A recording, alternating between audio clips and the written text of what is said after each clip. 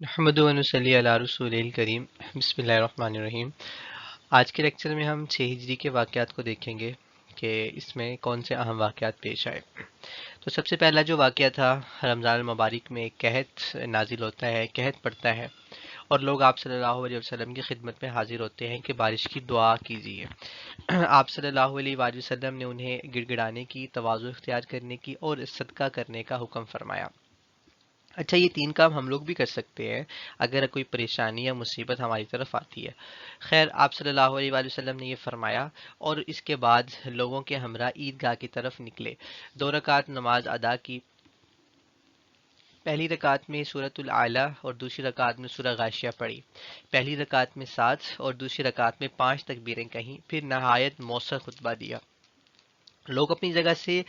اٹھے نہیں تھے کہ اللہ تعالیٰ کی طرف سے ایک بادل بھیج دیا گیا اور کئی دن تک بارش ہوئی۔ یوں اللہ پاک نے مسلمانوں کو راحت دی اور پریشانی کے عالم سے نکالا۔ اس کے بعد اس سال میں چونکہ کچھ قیدی آئے تھے آپ صلی اللہ علیہ وآلہ وسلم اور صحابہ رضی اللہ عنہم کے ہاں کچھ قیدی آئے تھے، جن میں حضرت ابو العاص رضی اللہ تعالیٰ عنہ بھی تھے۔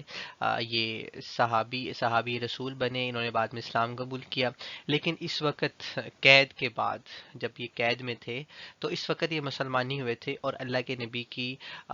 صاحبزادی حضرت زینب رضی اللہ تعالیٰ عنہ کے خامن تھے۔ تو زینب رضی اللہ تعالیٰ عنہ کی ریکویسٹ پر، ان کی درخواست پر اللہ کے نبی نے ان کو رہا کیا اور حضرت زینب رضی اللہ تعالیٰ عنہا کو ان کے ساتھ بھیج دیا، اور رہائی کے بعد یہ مشرف بالاسلام بھی ہوئے اور انہوں نے اسلام بھی قبول کیا، حضرت ابو العاص رضی اللہ تعالیٰ عنہ نے۔ اس کے بعد اسی سال میں حضرت عبداللہ بن عتیق انصاری صحابی ہیں رضی اللہ تعالیٰ عنہ، ان کو ابو رافع سلام جو کہ ایک یہودی تھا، ان کی جانب بھیجا گیا۔ تو آپ صلی اللہ علیہ وآلہ وسلم کا یہ معجزہ ہوا کہ جب حضرت عبداللہ بن عتیق اس یہودی کو قتل کر کے واپس آنے لگے تو اس کے بالا خانہ سے اترتے وقت ان صحابی کا پاؤں پھسلا، سلپ ہوا، چونکہ چاندنی تھی، سیڑھی سے پاؤں سلپ ہوا جس سے ان کی پنڈلی ٹوٹ گئی اور پاؤں اتر گیا۔ انہوں نے مضبوطی سے اپنے پاؤں کو باندھا اور آپ صلی اللہ علیہ وسلم کی خدمت میں حاضر ہوئے۔ تو آپ علیہ السلام کا معجزہ یہ ظاہر ہوا کہ جب انہوں نے پاؤں اللہ کے نبی کے سامنے بیٹھے تو اپنا پاؤں بچھا دیا۔ آپ علیہ السلام نے فرمایا کہ اپنا پاؤں پھیلاؤ، انہوں نے اپنا پاؤں بچھا دیا۔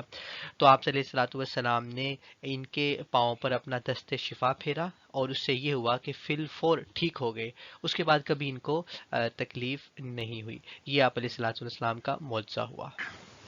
اس کے بعد اس سال میں جو اور واقعہ پیش آیا اہم واقعات میں سے وہ یہ تھا کہ صلح حدیبیہ کا واقعہ پیش آتا ہے۔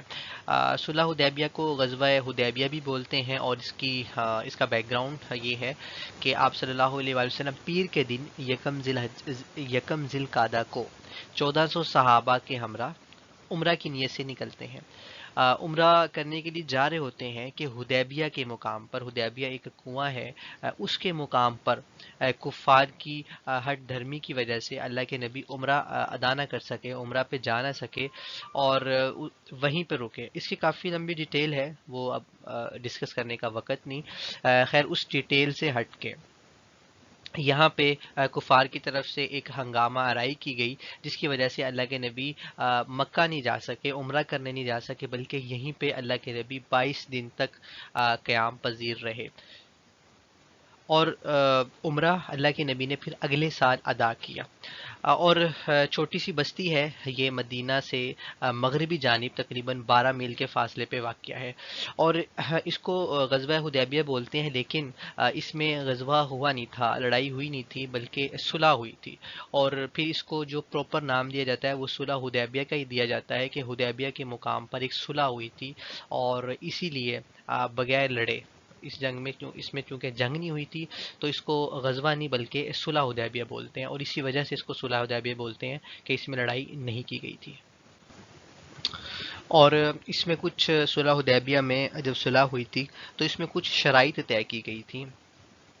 ان شرائط میں سے ایک شرط یہ بھی تھی کہ آپ علیہ الصلوۃ والسلام کے پاس اگر کوئی مدینہ سے چل کے آئے گا تو آپ صلی اللہ علیہ وآلہ وسلم یعنی کہ آپ علیہ السلام تو مدینہ میں تھے، اگر مکہ سے کوئی چل کے آئے گا تو آپ علیہ السلام اس کو واپس لوٹائیں گے، اور اگر آپ علیہ الصلوۃ والسلام کا کوئی ہمراہ کوئی ساتھی مدینہ جائے گا تو وہ لوگ واپس نہیں کریں گے۔ تو اسی زمرے میں حضرت ابو جندل اور حضرت ابو بصیر رضی اللہ عنہما، دو صحابی، یہ بھاگ کر کفار کی ستم ظریفیوں سے تنگ آ کر، کفار کا جو ظلم ستم تھا اس سے تنگ آ کر پناہ لینے کے لیے آپ صلی اللہ علیہ وآلہ وسلم کے پاس آپ کی خدمت میں حاضر ہوئے۔ تو جب یہ دونوں حضرات آپ صلی اللہ علیہ وآلہ وسلم کی خدمت میں حاضر ہوئے، چونکہ آپ علیہ الصلوۃ والسلام معاہدہ کر چکے تھے کہ آپ کوئی بھی شخص اگر مکہ سے بھاگ کے مدینہ آتا ہے، آپ علیہ السلام کی خدمت میں آتا ہے تو ان کو واپس کیا جائے گا۔ تو اس بنا پر جب یہ دونوں حضرات آپ علیہ السلام کے پاس آتے ہیں تو آپ صلی اللہ علیہ وآلہ وسلم ان کو واپس لوٹا دیتے ہیں اور صبر کی تلقین کرتے ہیں۔ اس کے بعد یہ دونوں حضرات کفار کی ستم ظریفیوں کے باوجود واپس جاتے ہیں، نبی علیہ السلام کا کہا مانتے ہیں، اور خیر لمبا واقعہ ہے، لیکن رستے میں جاتے ہوئے یہ جن لوگوں کے ساتھ جاتے ہیں ان کو رستے میں قتل کر دیتے ہیں، ایک بھاگ جاتا ہے، تو خیر یہ دوبارہ پہنچتے نہیں ہیں، لیکن وہ شرط ضرور پوری کرتے ہیں جو نبی علیہ السلام نے ان کو ارشاد فرمائی تھی۔ اور اسی سال میں آپ صلی اللہ علیہ وآلہ وسلم ایک خطوط کا سلسلہ شروع فرماتے ہیں جو شاہان عالم تھے، یعنی دنیا کے جو بڑے بڑے بادشاہ تھے، اثر و وثوق والی ہستیاں تھیں، علاقوں کے سربراہ تھے، ان کی طرف اللہ کے نبی نے خطوط، دعوتی خطوط تحریر فرمائے اور مختلف صحابہ کو مختلف سمت میں بھیجا وہ خطوط دے کر۔ اور ان خطوط پر ایک صحابی نے رائے دی کہ جو اہل عجم ہیں وہ مہر کے بغیر کسی خط کو قبول نہیں کریں گے، تو پھر آپ صلی اللہ علیہ وآلہ وسلم نے ایک انگشتری بنوائی، انگوٹھی سی بنوائی، اس کے اوپر اللہ، رسول اور محمد، یہ تین چیزیں لکھی ہوئی تھیں، تو یہ اللہ کے نبی کی طرف سے ایک مہر ہوا کرتی تھی، تو یہ لگا کے بھیجی گئی۔ یہ جو خط تھے یہ نجاشی شاہ حبشہ کی طرف بھیجا گیا، کیسے روم کی طرف بھیجا گیا، اور فارس، کسریٰ و فارس کے بادشاہوں کی طرف بھیجا گیا، مصر سکندریہ کی طرف بھیجا گیا، اسی طرح بڑے بڑے بادشاہوں کی طرف اللہ کے نبی نے دعوتی خطوط، اسلام کے دعوت نامے ان کی طرف بھیجے، بلکہ ان کو اسلام کی پراپر دعوت دی اپنے خطوط کے اندر۔ آ، اور دعوتی خطوط جو ہیں ان کی ڈیٹیل آپ کے سامنے بھی سلائڈ پہ لکھی ہوئی بھی آ جائے گی۔